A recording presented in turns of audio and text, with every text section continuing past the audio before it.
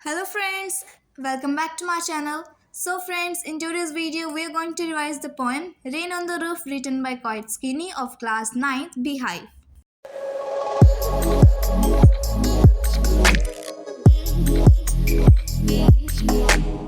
So let us start with a short introduction. इस poem में poet कहते हैं कि जब रेन होती है वो जो एक नेचुरल फिनोमिना है तो किस तरीके से वो हमारे लिए एक हीलिंग पावर की तरह काम करती है।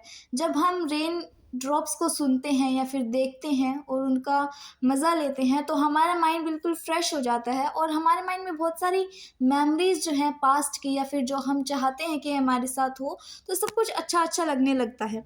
तो पोइट भी अपने बारे में बताते हैं कि किस तरीके से जब ब्रेन होते हैं तो उनके माइंड में क्या क्या चीज़ें आती हैं और उन्हें क्या करना अच्छा लगता है। जैसे सभी लोग की बहुत बहुत अलग अलग चॉइसेस होती हैं कि कुछ लोगों को बारिश में नहाना अच्छा लगता है, किसी को चाय पीना अच्छा लगता है, किसी को पकौड़े खाना अच्छा लगता है और किसी को रेन ड्रॉप्स की आवाज़ सुनना बहुत अच्छा लगता है। तो इस तरीके से पोइट भी बताते हैं कि उन्हें रेन जब होती है तो क्या करना अच्छा लगता है। Let start with the first stanza. When the humid shadows hover over all the starry spheres, and the melancholy darkness gently weeps in rainy tears. Humid shadows यानी कि काले बादल जिनके अंदर मॉइस्चर है और रेन होने वाली है। स्टारी स्फीयर्स यानी कि वो आसमान जो कि तारों से भरा हुआ है, यानी कि तारों से भरा हुआ पूरा स्काई। मेलेंकली डार्कनेस यानी कि सैड डार्कनेस मीन्स अंधेरा जो है बहुत ही ज़्यादा सैड है। And gently weeps in rainy tears, weeps यानी कि टीयर्स। तो अब हम शुरू करते हैं कि इस लाइंस का मीनिंग क्या है। पोइट कहते हैं कि जब पूरे आसमान में काले बादल छा जाते हैं जिनमें मॉइस्चर होता है तो सारे तारे जो होते हैं जो स्काई में होते हैं वो सारे छिप जाते हैं और हर जगह पर अंधेरा ही अंधेरा छा जाता है। और जब अंधेरा हो जाता है तो ऐसा लगता है कि सब कुछ बहुत ही ज़्यादा सैड है, सब कुछ बहुत ही ज़्यादा दुखी है, उनके अंदर बहुत ही सैडनेस और सोरेनेस भरी हुई है। और उसके बाद ही बारिश होना शुरू हो जाती है और उस बारिश को उन्होंने डार्कनेस के टीयर्स से कंपेयर किया है कि जब बारिश होती है तो उन्हें टीयर्स बताया है किसके, डार्कनेस का। तो एक और बार रिपीट करते हैं कि जब पूरे आसमान में तारों से भरी जो आसमान होता है उसके ऊपर काले बादल छा जाते हैं तो हर जगह अंधेरा हो जाता है, अंधेरा बहुत ही सैड लगता है जिससे उसके बाद में उसके टीयर्स आने शुरू हो जाते हैं। ऐसा लगता है कि वो डार्कनेस जो है रो रहा है। Next is what a bliss to press the pillow of a cottage chamber bed and lie listening to the patter of the soft rain overhead. अब पोइट बताते हैं कि जब रेन होती है तो उन्हें क्या करना अच्छा लगता है।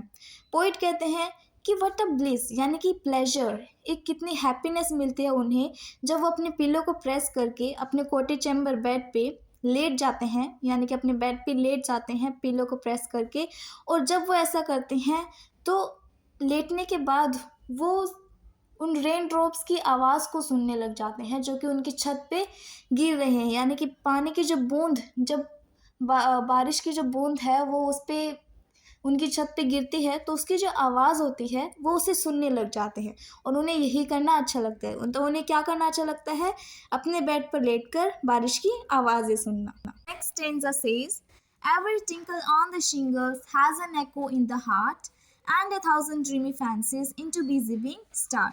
इसमें पोइट कहते हैं कि उनके दिल में जब बारिश की बूंदों को वो सुनते हैं तो किस तरीके से एक एक बूंद उनके दिल में एक इम्पैक्ट छोड़ जाती है और साथ में उनके दिमाग में क्या क्या चीज़ें आना शुरू हो जाती हैं। तो वो कहते हैं that every tinkle on the shingles has an echo in the heart, कि एक एक बारिश की बूंद जो उनकी छत पे गिर रही हैं वो उनके दिल में एक गूंजने लगती हैं। एको यानी कि गूंजने लगती है एक एक बारिश की बूंद उनके दिल में, उसकी आवाज़ जो है उनके हार्ट में हमेशा के लिए गूंजती रहती है जब वो बारिश को सुनते हैं। And A thousand dreamy fancies in too busy being start, और उनके दिमाग में फिर से जो भी थॉट्स होते हैं, जो वो उनकी ड्रीम्स हैं जिन्हें वो पाना चाहते हैं वो सारे उनके दिमाग में आना शुरू हो जाती हैं। इनटू बिजी बीइंग स्टार्ट यानी कि जो उनका बिजी माइंड है वो एक पोइट है तो हमेशा उनके माइंड में कुछ ना कुछ चलता रहता है। तो इसी तरीके से जब वो रेन की पैटर्न को सुन रहे होते हैं तो उनके दिमाग में बहुत सारी चीज़ें, बहुत सारे आइडियाज़ आने शुरू हो जाते हैं उनके माइंड में।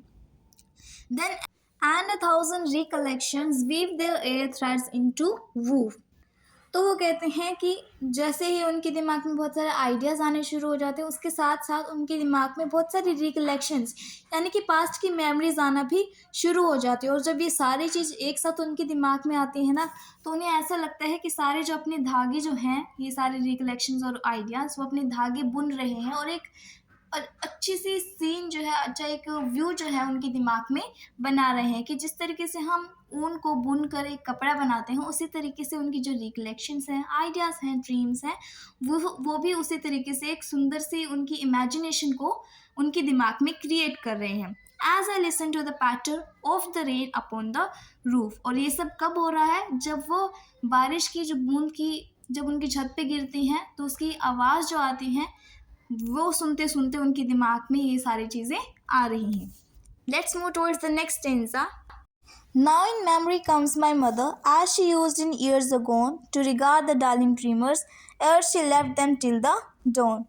तो अब यहाँ पर पोइट कहते हैं कि अब उनके दिमाग में सारे रिकलेक्शंस और ड्रीमी फैंसीज के बाद उनके दिमाग में एक और मेमोरी आती है जो कि उनकी मदर की होती है। और वो कहते हैं कि वो उनकी मदर से बहुत ज़्यादा प्यार करते हैं और उनकी मदर भी उनसे बहुत ज़्यादा प्यार करती थी, लेकिन अभी वो इस दुनिया में नहीं है, शी इज़ नॉट अलाइव। तो वो कहते हैं कि जिस तरीके से बहुत साल पहले एक मेमोरी आती है कि बहुत सालों पहले जब पोइट और उनके सिबलिंग्स जो हैं, डार्लिंग ड्रीमर्स यानी कि पोइट और उनके सिबलिंग्स छोटे छोटे थे, तो किस तरीके से उनकी मदर उनकी देखभाल करती थी। जब वो सो जाते थे तो वो चेक करने आती थी कि सारे बच्चे सो गए हैं या नहीं। तो इस तरीके से वो उनकी बहुत ज़्यादा केयर करती थी। O I feel her fond look in me as I list to this refrain which is played upon the shingles by the patter of the rain. तो वो कहते हैं कि अब भी उन्हें लगता है कि उनकी मदर जो है वो उन्हें अभी भी हमेशा की तरह देखती रहती हैं और उनसे बहुत ज़्यादा अभी भी वो प्यार करती हैं और उनके हमेशा साथ रहती है। As a list to this refrain यानी कि ये सब उन्हें कब लग रहा है कि उनकी मदर उन्हें देख रही है? जब वे लिस्ट यानी कि लिसन, कि जब वे उस रिफ्रेन को सुन रहे हैं यानी कि रिपीटेड साउंड को, जो कि है पैटरिंग ऑफ रेन को सुन रहे हैं, जो कि प्ले हो रही है उनकी छत पे by the patter of the rain. तो किस साउंड को वो बार बार में सुन रहे हैं? जो कि उनकी छत पे गिर रही है बार बार में, जो साउंड प्रोड्यूस हो रही है रेन से। So friends, this was the poem. I hope this is clear to you, and if you have any doubt regarding this poem, then please mention down in the comment box. I'll try my best to clear your doubt. Now see you in the next video. Please like, share and subscribe to my channel.